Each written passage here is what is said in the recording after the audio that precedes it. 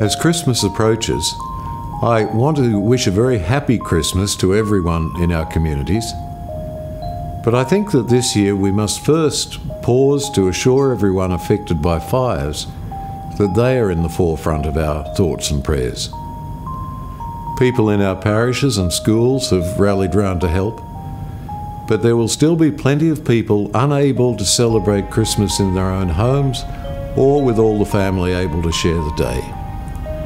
Probably the emergency services and the volunteers will still be working to help and to save lives and property.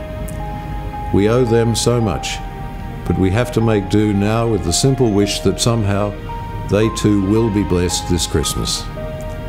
The birth of Jesus, of course, was also in a troubled time. His people were out of home and taking refuge among strangers. The Son of God was born into danger, and soon he was exiled again. It seems God wanted us to be clear that whatever life throws at us, He will be there, in it with us.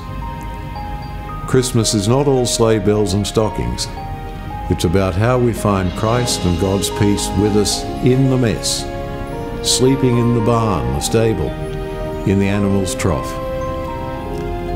At this time, our community services through Catholic Care and Dara, and the communities built around our parishes, schools, St. Nicholas centres and so on, are trying to support those in need.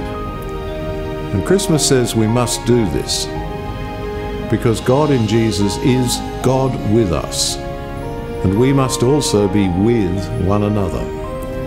So our happy Christmas greeting really means, I hope and pray you have peace and joy in your life, and I'm here for you. It's God's wish for us. Happy Christmas.